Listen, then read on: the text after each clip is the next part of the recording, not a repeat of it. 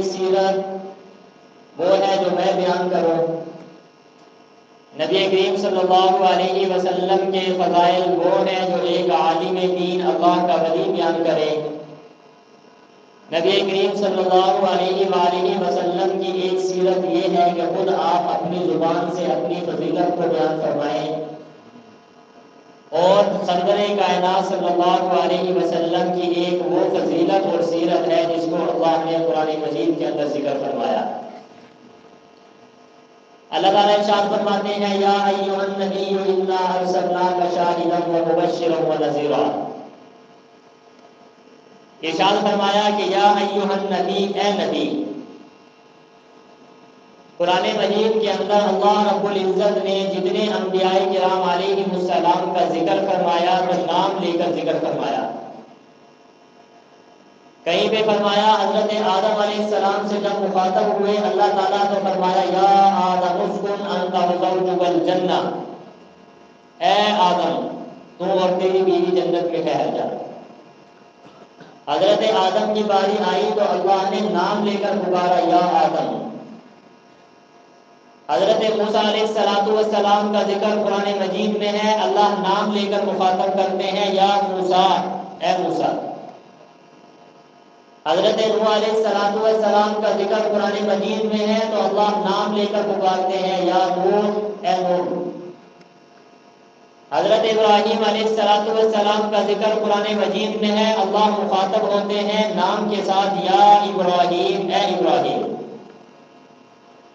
حضرت عیسیٰ علیہ السلام کا ذکر قرآن مجید میں ہے، اللہ رب العزت قرآن مجید میں ذکر فرماتے ہیں یا عیسیٰ، اے عیسیٰ۔ یعنی انبیاء کرام علیہم السلام کا ذکر آیا تو اللہ نے قرآن مجید کے اندر نام لے کر انبیاء کو مخاطب فرمایا، لیکن جب میرے پیارے نبی کی باری آئی تو قرآن مجید کے اندر اللہ نے صفات کے ساتھ ذکر فرمایا۔ یہ ادب کا پہلو ہے۔ مسلمانوں کو اس بات کی تعلیم دی جا رہی ہے کہ جب اپنے نبی کو پکارنا ہے، اپنے نبی کو مخاطب ہونا ہے تو نام نہیں لینا بلکہ صفات کا ذکر فرمانا ہے۔ ارشاد فرمایا یا ایھا النبی، اے نبی۔ واحد ہمارے پیارے نبی سرور کائنات صلی اللہ علیہ وسلم ہیں جن کے پورے جسم کا ذکر اللہ نے قرآن مجید کے اندر الگ الگ طور پہ فرمایا۔ آپ کے ہاتھوں کا ذکر قرآن مجید میں، آپ کی آنکھوں کا ذکر قرآن مجید میں، آپ کے سینے کا ذکر قرآن مجید میں، آپ کے چہرے کا ذکر قرآن مجید میں، آپ کی گفتگو کا ذکر قرآن مجید میں، نبی کریم صلی اللہ علیہ وسلم کے ایک ایک عضو کا ذکر اللہ نے قرآن مجید کے اندر ارشاد فرمایا۔ اور کہیں پہ ارشاد فرمایا پوری ہی بات کا، ارشاد فرمایا انک لعلی خلق عظیم، اس میں آپ کے پورے جسم مبارکہ کا ذکر ہے کہ آپ کے اخلاق بڑے عظیم تھے۔ سامعین محترم، اس آیت مبارکہ کے اندر بھی اللہ رب العزت نے نبی کریم صلی اللہ علیہ وآلہ وسلم کو صفات کے ساتھ مخاطب فرمایا یا ایھا النبی، اے نبی۔ ارشاد فرمایا انا ارسلناک شاہدا ومبشرا ونذیرا وداعیا الی اللہ باذنہ وسراجا منیرا۔ اللہ تعالیٰ نے اس آیت مبارکہ کے اندر نبی کریم صلی اللہ علیہ وسلم کی 4 صفات کا ذکر فرمایا۔ فرمایا انا ارسلناک شاہدا، اے نبی ہم نے آپ کو شاہد بنا کر بھیجا۔ نبی کریم صلی اللہ علیہ وآلہ وسلم کی صفات میں سے ایک صفت شاہد بھی ہے۔ شاہد کا معنی ہوتا ہے گواہی دینے والا۔ نبی کریم صلی اللہ علیہ وآلہ وسلم کو شاہد اس لیے کہا جاتا ہے کہ آپ نے دنیا میں آ کر اللہ کی توحید کی گواہی دی۔ جب آپ نے اعلان نبوت فرمایا، پہاڑی پہ چڑھ کر لوگوں کو جمع فرمایا، سب سے پہلے اعتماد کا ووٹ لیا کہ اگر میں یہ بات کہوں کہ اس پہاڑ کے پیچھے سے لشکر آ رہا ہے، آیا تم میری بات کو مانو گے یا نہیں مانو گے؟ سب نے ایک زبان ہو کر کہا کہ ہم نے آپ کا بہت مرتبہ تجربہ کیا، ہم نے آپ کو صادق و امین پایا، ہم آپ کی بات کو مانیں گے۔ لشکر نظر نہیں آ رہا، حضور فرما رہے ہیں کہ اگر یہ کہوں پیچھے سے لشکر ہے، بات مان لو گے؟ لشکر لوگوں کو نظر نہیں آ رہا۔ سب نے کیا کہا؟ قد جربنا، ہم نے بہت مرتبہ تجربہ کیا آپ کا، ہم نے آپ کو ہر موقع پہ صادق اور امین پایا، ہم آپ کی بات کو مانیں گے، سچا سمجھیں گے، سچ بات آپ نے کہی ہے یہ بات ہم سمجھیں گے۔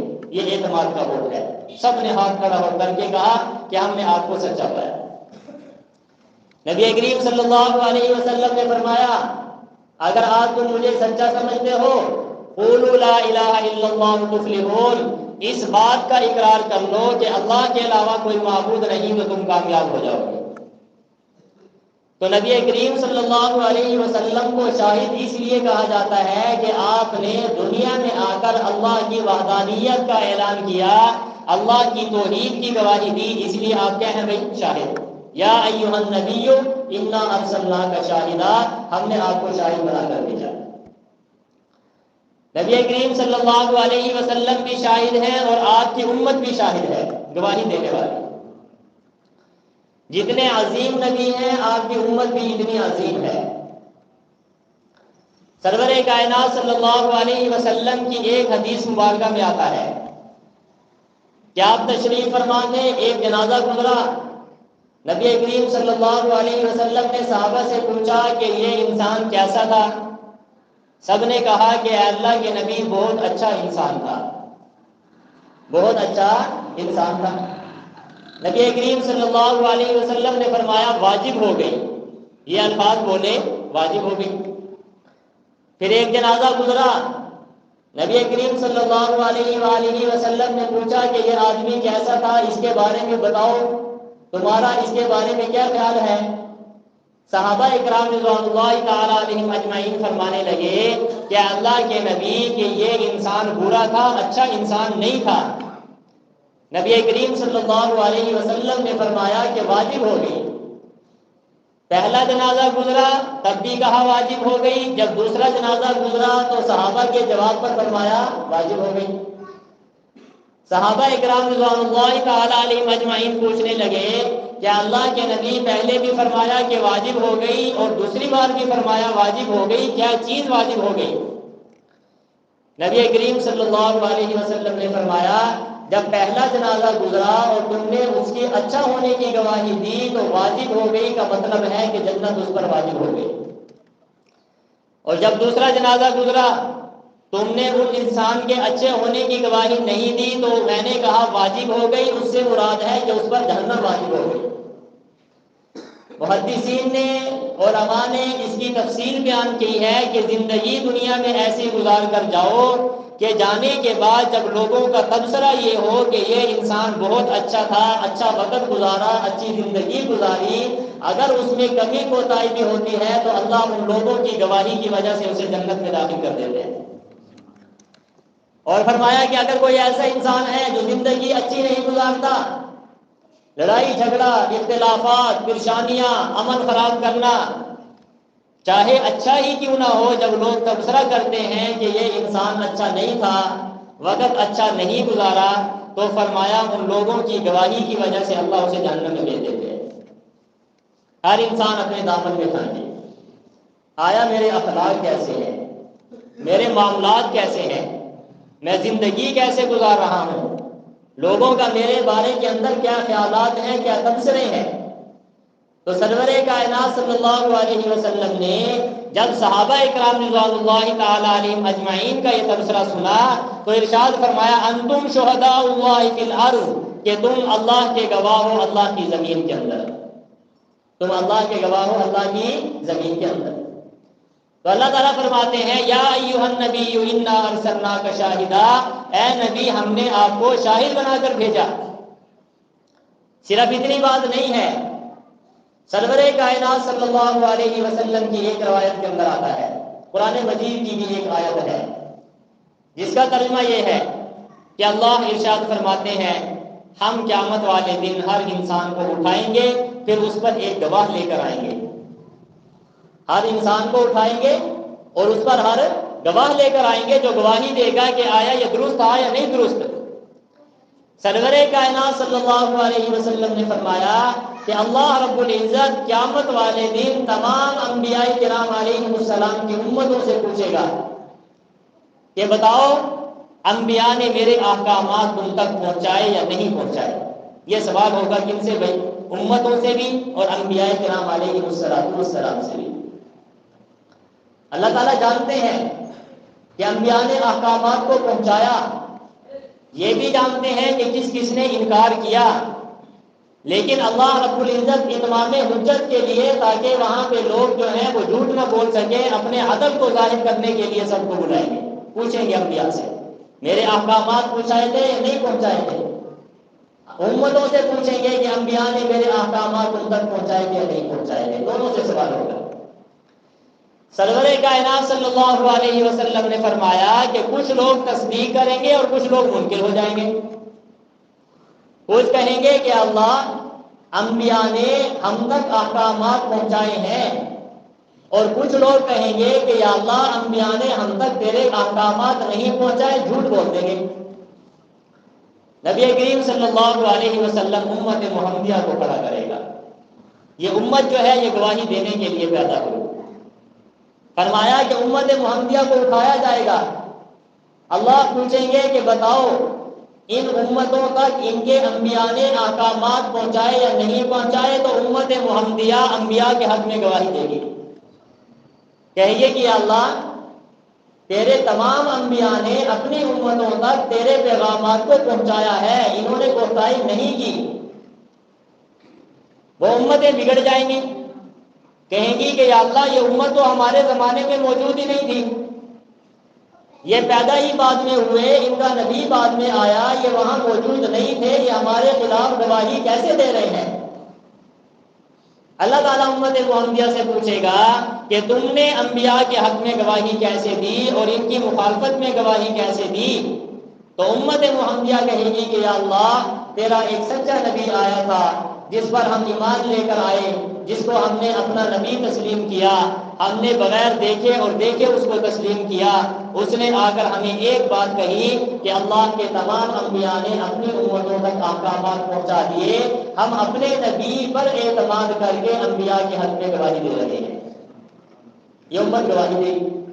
پھر اللہ رب العزت سرور کائنات صلی اللہ علیہ وسلم کو کھڑے کریں گے، آپ صلی اللہ علیہ وسلم ہمارے حق میں گواہی دیں گے کہ یا اللہ، میری امت سچا کہہ رہی ہے اور سچی گواہی دے رہی ہے۔ پہلی صفت کیا ارشاد فرمائی صاحب نے؟ یا ایھا النبی انا ارسلناک شاہدا، اے نبی، ہم نے آپ کو شاہد بنا کر بھیجا۔ بعض مفسرین نے لکھا ہے کہ شاہد کا معنی ہے معلم، استاد۔ معنی یہ ہو جائے گا کہ اے نبی، ہم نے آپ کو استاد بنا کر بھیجا کہ آپ نے عرب والوں کو پڑھایا، پھر عرب والے ایمان لے کر آئے، انہوں نے تابعین کو پڑھایا، پھر تبع تابعین کو پڑھایا، آپ کی امت جو ہے وہ لوگوں کو پڑھاتی چلی آئے گی، سبق دیتی چلی آئے گی۔ آپ بھی معلم ہیں اور آپ کی امت بھی کیا ہے بھائی؟ معلم اور استاد ہے۔ شاہدہ، ہم نے آپ کو کیا بنا کر بھیجا بھائی؟ شاہد بنا کر۔ فرمایا انا ارسلناک شاہدا و مبشرا، دوسری صفت کا ذکر فرما دیا، اے نبی، آپ شاہد بھی ہیں اور آپ مبشر بھی ہیں۔ نبی کریم صلی اللہ علیہ وسلم جب تک دنیا میں موجود رہے تو آپ صحابہ کے اعمال کی گواہی دیں گے۔ دنیا سے پردہ فرما جانے کے بعد اللہ رب العزت آپ کو اطلاع دیتے ہیں کہ آپ کی امت کیا کر رہی ہے، کیا کیا اعمال کر رہی ہے۔ ہفتے میں ایک دن نبی کریم صلی اللہ علیہ وسلم پر امت کے اعمال کو پیش کیا جاتا ہے۔ دوستو، ذرا دل پہ ہاتھ رکھ کے سوچو، پیارے نبی کے سامنے جب ہمارے اعمال جاتے ہوں گے، برے اعمال جاتے ہوں گے، ہماری غلط کاریاں جاتی ہوں گی، تو کتنی تکلیف ہوتی ہوگی اس روحانی بات کی، کیونکہ نبی کریم صلی اللہ علیہ وسلم امت کے روحانی بات ہیں۔ اعمال درست کریں، اپنے اخلاق درست کریں، اپنے ارادے اور سوچ کو درست کریں، تاکہ ہمیں ہمارے روحانی باپ کو ہماری وجہ سے تکلیف نہ ہو۔ کریں گے نا انشاءاللہ؟ کیا فرمایا؟ یا ایھا النبی انا ارسلناک شاہدا۔ ایک روایت کے اندر آتا ہے سرور کائنات صلی اللہ علیہ وسلم حوض کوثر پہ موجود ہوں گے۔ فرمایا کچھ لوگوں کو پیش کیا جائے گا، فرشتے لے کر جائیں گے آگے، آپ ان کو پانی پلانے کے لیے پیالہ بھریں گے، لیکن فرشتے کہیں گے کہ اللہ کے نبی، ان کو پانی نہیں دینا، حوض کوثر سے پانی نہیں پلانا۔ حضور کہیں گے کہ یہ میرے امتی ہیں، میں ان کو پانی پلاتا ہوں۔ فرشتے کہیں گے کہ یا اللہ، اے اللہ کے رسول، آپ کے علم میں نہیں ہے کہ آپ کے دنیا سے جانے کے بعد انہوں نے دین کے اندر نئی باتوں کو پیدا کر لیا، بدعات کو شروع کر دیا تھا۔ روایت کے اندر آتا ہے سرور کائنات صلی اللہ علیہ وسلم فرماتے ہیں سحقن سحقن، ان کو مجھ سے دور کر دو، مجھ سے دور کر دو۔ بہرحال اس آیت میں پہلی صفت کیا ذکر فرمائی؟ یا ایھا النبی انا ارسلناک شاہدا۔ آپ کون ہیں بھائی؟ شاہد۔ اور آپ کی امت بھی کیا ہے بھائی؟ شاہد۔ آپ بھی گواہی دیں گے اور آپ کی امت بھی گواہی دینے والی ہے انبیاء کرام علیہ السلام کے حق میں۔ دوسری صفت ارشاد فرمائی یا ایھا النبی انا ارسلناک شاہدا ومبشرا، آپ مبشر بھی ہیں۔ مبشر کا معنی ہے خوشخبری دینے والا، خوشخبری سنانے والا۔ نبی کریم صلی اللہ علیہ وسلم اس دنیا میں تشریف لائے، آپ نے آ کر ایمان والوں کو خوشخبری سنائی کہ جو ایمان لے کر آئیں گے، نیک اعمال کریں گے، ان کے لیے باغات ہیں جن کے نیچے نہریں جاری ہیں۔ جن کے نیچے کیا ہے بھائی؟ نہریں جاری، باغات، جنت، اللہ کی رضا، اللہ کا دیدار۔ یہ کن کو نصیب ہوگا بھائی؟ اہل ایمان کو نصیب ہوگا۔ مبشرہ، آپ خوشخبری سنا رہے ہیں کہ جو ایمان لے کر آئے ان کے لیے خوشخبری کس کی ہے بھائی؟ جنت کی اور اللہ کی رضا کی۔ ایمان کے ساتھ نیک اعمال کرنا ضروری ہے، یہ بات یاد رکھیں۔ میں اور آپ نیک اعمال تو بہت کرتے ہیں لیکن ان کی حفاظت بھی بہت ضروری ہے۔ سرور کائنات صلی اللہ علیہ وسلم نے فرمایا مسکرا کے ملنا صدقے کا ثواب ہے، راستے سے تکلیف دہ چیز کو اٹھا دینا صدقے کا ثواب ہے، کسی مسلمان کی مدد کر دینا صدقے کا ثواب ہے۔ لیکن ثواب کے ساتھ ساتھ جب انسان غیبت اور چغلی کرتا ہے نا، پھر یہ ساری کی ساری نیکیاں ختم ہو جاتی ہیں۔ نیک اعمال بھی کرنے چاہیے، نیک اعمال کے ساتھ ان کی حفاظت بھی بہت ضروری ہے۔ مبشرہ، دوسری صفت کیا ہے بھائی؟ آپ خوشخبری سنانے والے ہیں۔ آگے فرمایا ونذیرا، سرور کائنات صلی اللہ علیہ وسلم کی جو تیسری صفت ذکر فرمائی وہ نذیر ہے، ڈرانے والے ہیں آپ۔ کن کو ڈرانے والے؟ اللہ رب العزت نے قرآن مجید میں بھی فرمایا، اور سرور کائنات صلی اللہ علیہ وسلم نے ان لوگوں کو جو ایمان لے کر نہیں آتے اور وہ لوگ جو نیک اعمال نہیں کرتے، نبی کریم صلی اللہ علیہ وسلم نے ان کو جہنم سے ڈرایا۔ یہ بات سمجھائی کہ جہنم حقیقت ہے اور جنت بھی حقیقت ہے۔ مرنے کے بعد زندگی جو ہے اگر اچھی گزاری دنیا میں تو جنت مقدر، اگر بری گزاری تو جہنم ملے گی۔ کوئی عام قید خانہ نہیں ہے، بہت برا قید خانہ ہے۔ کیا فرمایا قرآن مجید میں جہنم کی آگ کے بارے میں؟ التی تطلع علی الافئدہ، جہنم کی آگ ایسی ہے جو دل پہ اثر کرے گی۔ مفسرین نے لکھا ہے، علماء نے بیان فرمایا ہے کہ جہنم کی آگ اور عام آگ کے اندر فرق ہے۔ پہلا فرق، جہنم کی آگ 70 گنا زیادہ ہے، دنیا کی آگ 70 گنا کم ہے۔ دوسرا فرق یہ بیان فرمایا کہ دنیا کی آگ جب جسم کو لگتی ہے تو دل پہ پہنچنے سے پہلے ہی آدمی مر جاتا ہے، لیکن جہنم کی آگ سیدھا دل پہ اثر کرے گی۔ ہم تو دل پہ لگی ہوئی بات اثر نہیں کر سکتے، تو جہنم کی آگ دل پہ لگے گی، اس کو کیسے ہم برداشت کر سکیں؟ سمجھیں اس بات کو، بچائیں اپنے آپ کو۔ ہم نے ان کو خیالات سمجھ لیا، واقعات سمجھ لیا۔ ہم مسلمان ہیں، ہمارا عقیدہ ہے کہ جنت بھی موجود ہے اور جہنم بھی موجود ہے نا عقیدہ سمجھ رہا ہے؟ تو کیا فرمایا آپ کی تیسری صفت؟ یا ایھا النبی انا ارسلناک شاہدا، اے نبی ہم نے شاہد آپ کو بنا کر بھیجا، پہلی صفت۔ ومبشرا، آپ کو مبشر بنا کر بھیجا، دوسری صفت۔ ونذیرا، اور آپ کی تیسری صفت نذیر، آپ کو نذیر بنا کر بھیجا کہ آپ نے دنیا میں آ کر لوگوں کو سمجھایا ایمان نہیں لاؤ گے، نیک اعمال نہیں کرو گے تو اللہ نے قید خانہ تیار کیا ہوا ہے، اس سے ڈر جاؤ، اس سے ڈر جاؤ۔ یہ صرف کس کی ہے بھائی؟ سرور کائنات صلی اللہ علیہ وآلہ وسلم کی۔ اس آیت میں جو چوتھی صفت کا ذکر ہے وہ یہ ہے وَدَاعِيًا إِلَى اللَّهِ بِإِذْنِهِ وَسِرَاجًا مُنِيرًا، کہ آپ لوگوں کو اللہ کی طرف بلانے والے ہیں۔ داعی الی اللہ، لوگوں کا رشتہ شیطان سے توڑ کر، غلط عادات سے توڑ کر، نفس سے توڑ کر اللہ کے ساتھ ملانے والی اور اللہ کی طرف بلانے والی ذات کون ہے بھائی؟ سرور کائنات صلی اللہ علیہ وسلم۔ داعیاً الی اللہ، آپ لوگوں کو کس کی طرف بلاتے ہیں بھائی؟ اللہ کی طرف بلاتے ہیں۔ داعی اللہ ہونا کوئی چھوٹی صفت نہیں ہے۔ قرآن مجید کے اندر اللہ تعالیٰ فرماتے ہیں وَمَنْ أَحْسَنُ قَوْلًا مِّمَّنْ دَعَا إِلَى اللَّهِ وَعَمِلَ صَالِحًا وَقَالَ إِنَّنِي مِنَ الْمُسْلِمِينَ۔ سب سے بہترین انسان وہ انسان ہے جو لوگوں کو اللہ کی طرف بلاتا ہے، بہترین انسان، اس سے اچھا کوئی انسان نہیں ہے۔ پھر داعی اللہ، دعوت دینے کے مختلف درجات، مختلف طریقے۔ تبلیغی جماعت داعی اللہ، لوگوں کو اللہ کی طرف بلاتی ہے۔ دینی مدارس، مدرسہ میں بیٹھ کے داعی اللہ، اللہ کے قرآن اور اللہ کی طرف بلاتے ہیں۔ مجاہدین میدان جہاد میں جا کر داعی اللہ، دعوت اللہ دے رہے ہیں۔ تو فرمایا کہ داعین اللہ، چوتھی صفت جو آپ کی ذکر فرمائی وہ کیا ہے بھائی؟ داعی اللہ، آپ لوگوں کو اللہ کی طرف بلاتے ہیں۔ کسی ایک شعبے کے اندر دعوت اللہ مخصوص نہیں ہے۔ قرآن مجید کے اندر اور احادیث طیبہ میں پیارے نبی نے کیا بات ارشاد فرمائی؟ فرمایا کہ اللہ رب العزت کے پیارے نبی سرور کائنات صلی اللہ علیہ وسلم نے فرمایا جب مؤذن اذان دیتا ہے جہاں تک اذان کی آواز جاتی ہے وہاں تک ساری چیزیں مؤذن کی قیامت والے دن مومن ہونے کی گواہی دیں گی۔ ساری چیزیں، درخت ہے، دیوار ہے، زمین ہے، کوئی چیز بھی ہے، ساری چیزیں کل قیامت والے دن اللہ کو کہیں گی کہ یا اللہ یہ مومن ہے۔ کیوں؟ وہ داعی اللہ ہے، اذان دے رہا ہے، اذان کے ذریعے لوگوں کو اللہ کی طرف بلا رہا ہے۔ حی علی الصلاۃ، حی علی الفلاح، نماز کی طرف آ جاؤ اور اللہ کی طرف آ جاؤ، کامیابی کی طرف آ جاؤ۔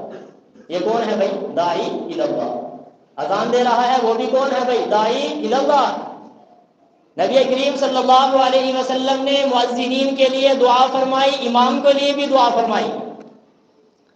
ایک آدمی تکبیر پڑھ رہا ہے وہ داعی اللہ ہے، وہ نماز کے اندر تکبیر شروع کرتا ہے تو کیا کہتا ہے؟ قد قامت الصلاۃ، قد قامت الصلاۃ، لوگوں آ جاؤ نماز کھڑی ہو گئی ہے، آ جاؤ نماز کھڑی ہو گئی ہے۔ تو مؤذن کو بھی کیا کہیں گے بھائی؟ داعی اللہ۔ اور تکبیر کہنے والے کو کیا کہیں گے؟ داعی اللہ۔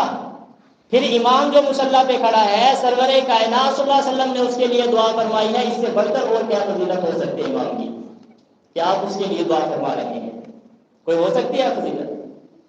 فرمایا سرور کائنات صلی اللہ علیہ وسلم نے میری مثال ایسی ہے کہ کسی آدمی نے جنگل میں آگ جلائی، آگ جلائی تو پتنگے اڑ رہے ہیں اور اس آگ میں جانے کی کوشش کر رہے ہیں۔ جیسے آپ نے دیکھا ہے نا گرمی کے زمانہ میں چراغ جلتا ہے، پتنگے آتے ہیں اور چراغ میں داخل ہو کے مر جاتے ہیں، جان دے دیتے ہیں۔ نبی کریم صلی اللہ علیہ وسلم نے فرمایا کہ میری مثال ایسی ہے جیسا کہ ایک آدمی نے جنگل میں آگ جلائی اور لوگ اس میں داخل ہونے کی کوشش کر رہے ہیں اور میں ان کی کمر سے پکڑ پکڑ کے ان کو بچا رہا ہوں۔ فرمایا اللہ نے جہنم کی آگ کو جلایا، تم اپنے بدعمالیوں کی وجہ سے، اپنے گناہوں کی وجہ سے، بے ایمانی کی وجہ سے، غلط عادات کی وجہ سے تم کوشش کر رہے ہو کہ تم اس کے آگ کے اندر داخل ہو جاؤ، لیکن میری مثال ایسے ہے کہ میں تمہیں کمر سے پکڑ پکڑ کے کھینچ رہا ہوں کہ جہنم میں نہ جاؤ، ایمان لے کر آ جاؤ، اس آگ میں داخل نہ ہو جاؤ، ایمان لے کر آ جاؤ، نیک اعمال کر دو۔ تو حضور نے کیا فرمایا کہ میں لوگوں کو جہنم سے پکڑ پکڑ کے بچا رہا ہوں۔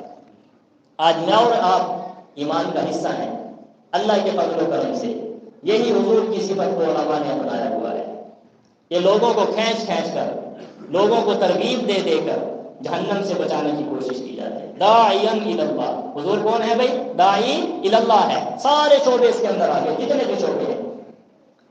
فرمایا سرور کائنات صلی اللہ علیہ وسلم نے میری مثال آپ ایسے سمجھو کہ ایک آدمی نے محل بنایا، محل بنانے کے بعد اس پہ دسترخوان لگایا، دسترخوان کے اوپر طرح طرح کی چیزوں کو رکھا، پھر ایک آدمی کو بھیجا کہ جاؤ لوگوں کو بلا کر لاؤ، وہ اس محل میں آئیں، دسترخوان پہ بیٹھیں اور کھا لیں۔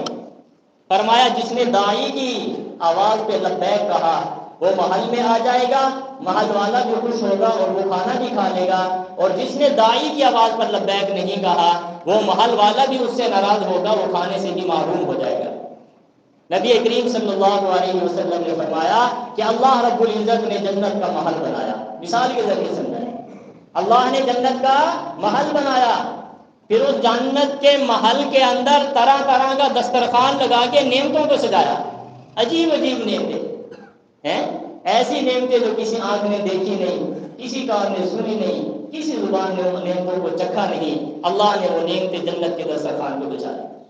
حضور فرماتے ہیں پھر مجھے بھیجا کہ آپ دنیا میں جاؤ، میری طرف سے آپ میرے نبی ہو، رسول ہو، اور لوگوں کو اس دسترخوان کی طرف بلاؤ، اس محل کی طرف بلاؤ، لوگوں کو دعوت دو کہ نیک اعمال کرو گے، ایمان لاؤ گے تو جنت میں، اگر نیک اعمال نہیں کیے تو پھر اللہ محل بنانے والا ناراض ہو جائے گا۔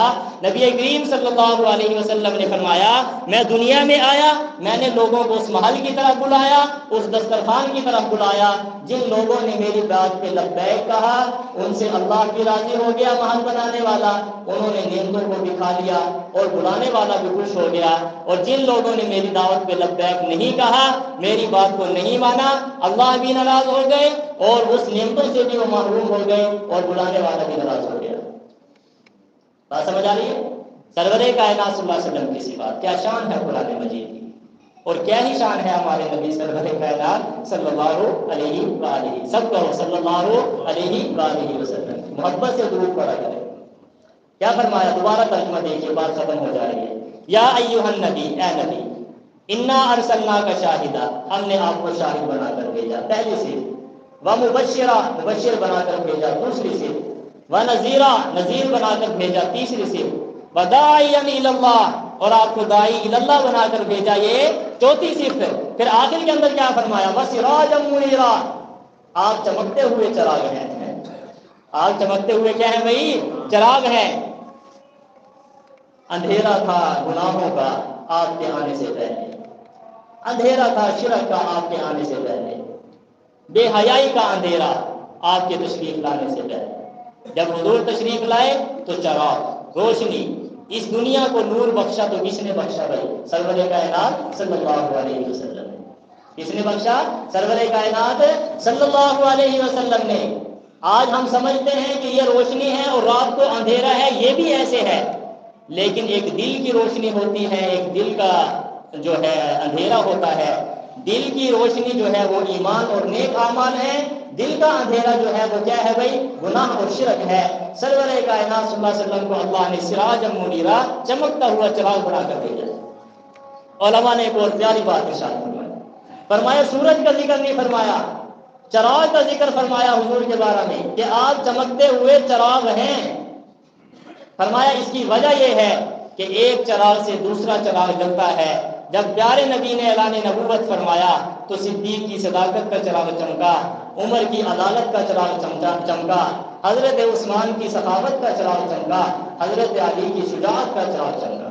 چراغ سے چراغ، چراغ سے چراغ، 1,44,000 یا بعض اقوال کے مطابق 1,24,000 صحابہ کرام کی چراغ جلے، جس سے جلے؟ سرور کائنات صلی اللہ علیہ وسلم سے، اور اس چراغ کی روشنی ہم تک پہنچ گئی۔ ہم بھی اسی چراغ کی وجہ سے مومن ہیں، ہم بھی اسی چراغ کی وجہ سے آج جہنم سے دور اور جنت کے قریب ہیں، اور یہ حضور کے ورثاء جو علماء ہیں الحمدللہ اس چراغ کو روشن کیے ہوئے ہیں۔ اللہ رب العزت سے دعا ہے جو کچھ بیان کیا ہے اس کو منظور و مقبول فرمائے۔ آخر میں ایک چھوٹی سی گزارش، سب ساتھی بیٹھ جائیں۔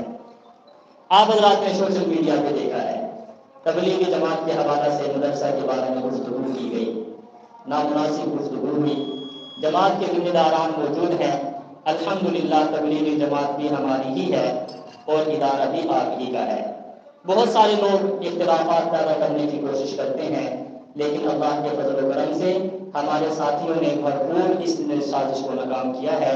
کوئی ایسی بات نہیں ہے، کئی سارے دوستوں کے فون آئے کہ آپ نے جماعت کو دھکے دے کر نکالا، کوئی اس کے اندر حقیقت نہیں ہے۔